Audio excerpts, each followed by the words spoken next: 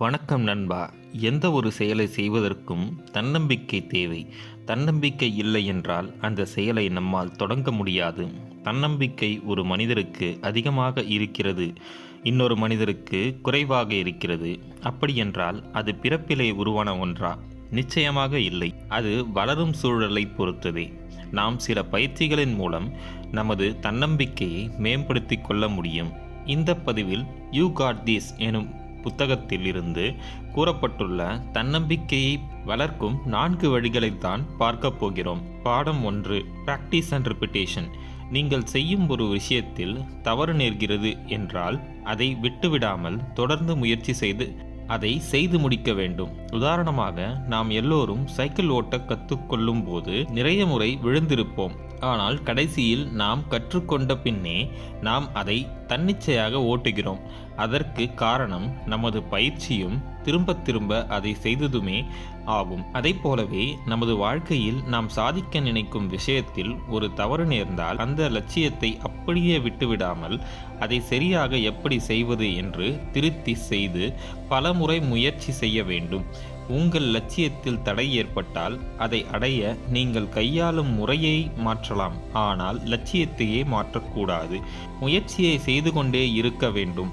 அதன் மூலம் நீங்கள் அதில் நிபுணத்துவம் பெறுவீர்கள். அந்த வேளையில் நீங்கள் பெரிய அளவில் சாதிக்க முடியும். பாடம் 2, ரீகால் யுவர் அச்சீவ்மெண்ட்ஸ். இன்றைய போட்டி நிறைந்த உலகில் நம்மை மற்றவர்கள் வளரவிடாமல் தடுக்கலாம். நாம் செய்யும் வேலைகளில் குறைகள் பல கூறலாம், அல்லது நம்மால் முடியாது என்று கூறி நமது தன்னம்பிக்கையை இழக்க செய்யலாம். அத்தகைய சூழ்நிலையில் உங்கள் தன்னம்பிக்கை குறையத் தொடங்கும். நீங்கள் அப்போது உங்கள் வாழ்க்கையில் ஏற்கனவே செய்த சில சாதனைகளை நினைவூட்டுங்கள். உங்கள் மனதிற்கு அது எவ்வளவு சிறிய சாதனைகளாக இருந்தாலும் அதை நினைவூட்டுங்கள். அது ஓட்டப்பந்தயத்தில் பரிசு வாங்கியதாக இருக்கலாம், அல்லது பள்ளி கல்லூரிகளில் நல்ல மதிப்பெண் பெற்றதாக இருக்கலாம். அதை நினைவூட்டுங்கள். அது உங்களுக்குள் நேர்மறை சிந்தனையை அதிகரிக்கும், மேலும் உங்கள் தன்னம்பிக்கையை உயர்த்தும். பாடம் 3, பாசிட்டிவ் செல்ஃப் டாக். நண்பா, நமக்குள் நாம் எல்லோரும் பேசிக்கொண்டேதான் இருக்கிறோம். அதைத்தான் நம்ம மனசாட்சி அப்படின்னு சொல்கிறோம்.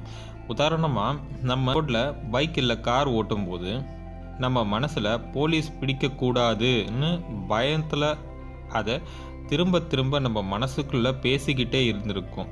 அதுதான் நெகட்டிவ் செல்ஃப் டாக். அது உங்களோட தன்னம்பிக்கையை குறைக்கும். அத்தகைய சூழ்நிலையில் அதை பாசிட்டிவ் செல்ஃப் டாக் மூலம் ரீப்ளேஸ் பண்ணணும். உதாரணமாக, உங்கள் தன்னம்பிக்கை குறையும் போது என்னால் முடியும், நான் செஞ்சால் கரெக்டாக இருக்கும், நான் திறமசாலி, அந்த மாதிரி பாசிட்டிவ் செல்ஃப் டாக் பண்ணணும். அது உங்களோட தன்னம்பிக்கையை அதிகரிக்கும். பாடம் 4, start focusing on positive things in life. நண்பா, ஒரு வெள்ளை பலகையில் கருப்பு நிறத்தில் ஒரு புள்ளி இருந்தாலும் நம் கவனம் அங்குதான் செல்லும். பெரும்பாலான மனிதர்கள் அப்படித்தான் செய்வார்கள். அதேபோல் ஒரு மனிதன் பல விஷயங்களில் சாதித்திருந்தாலும் அவன் செய்த ஒரு தவறை சுட்டிக்காட்டி அவனை அவமானப்படுத்தும் இந்த சமூகம். நண்பா, நீ இந்த சமூகத்தின் மனப்பான்மையிலிருந்து மாறுபட்டிருக்க வேண்டும். தவறு அல்லது தோல்வி என்பது வெற்றிக்கான பயணத்தில் ஒரு அங்கம்தான் என்பது புரிந்திருக்க வேண்டும்.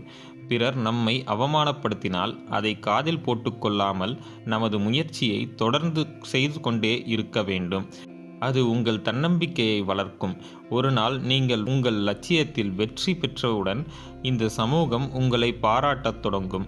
நண்பர்களே, தன்னம்பிக்கையை வளர்த்து கொள்ள மேற்கூறிய வழிகளை கடைபிடியுங்கள். உங்கள் வாழ்க்கையை சிறப்பாக வாழுங்கள். நண்பர்களே, இந்த வீடியோ உங்களுக்கு பிடித்திருக்கும் என்று நான் நம்புகிறேன். பிடித்திருந்தால் லைக் பண்ணுங்க, நமது சேனலை சப்ஸ்கிரைப் பண்ணுங்க. நன்றி, வணக்கம்.